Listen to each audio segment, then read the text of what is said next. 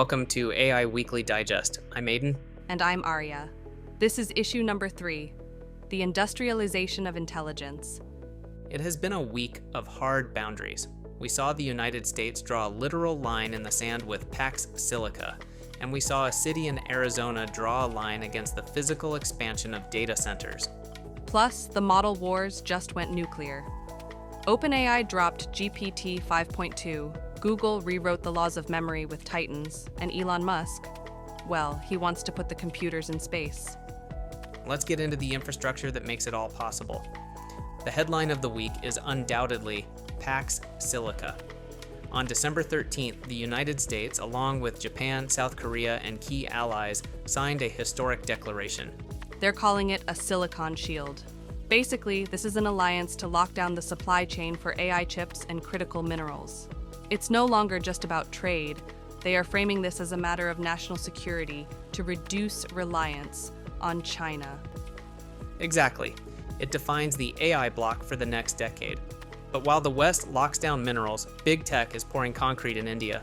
Between December 10th and 11th, Amazon and Microsoft committed a combined $52.5 billion to build AI infrastructure in India. That is a massive amount of capital. It signals that India is becoming the engine room for the global AI race. Meanwhile, Elon Musk is looking up. On December 10th, he revealed a plan to integrate Tesla, SpaceX, and xAI.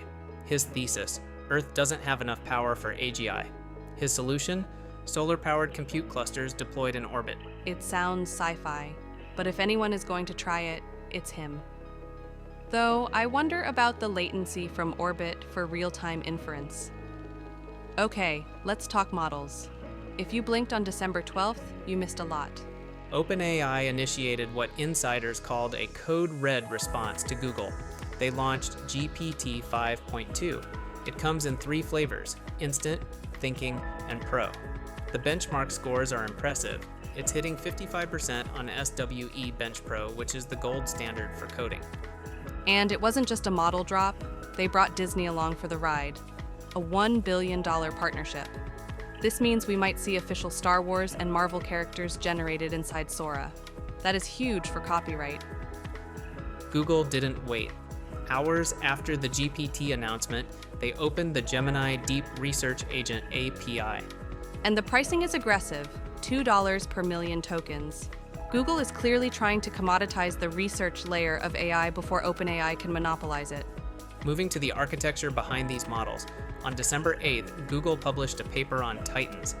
This one is fascinating. They are moving away from just transformers.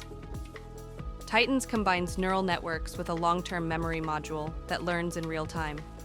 It can handle context windows of over 2 million tokens. It basically means that AI stops forgetting the middle of the conversation. But for those of you who just want to go viral, there's a new tool called Buzzy. I saw this.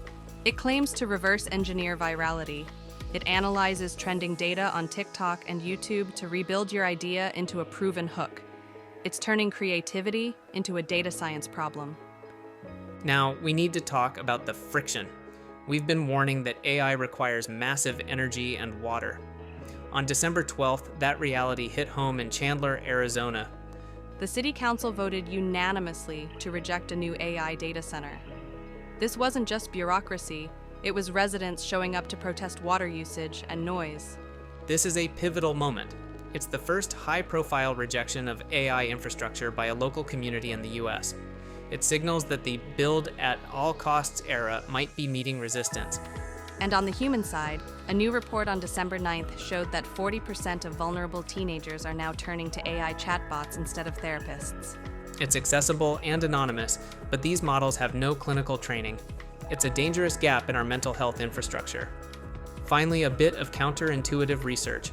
A study from the University of Waterloo claims AI's total climate impact might be minimal compared to its benefits. They argue that AI accelerates green tech faster than it consumes power. It's a hopeful take, especially given the protests in Arizona.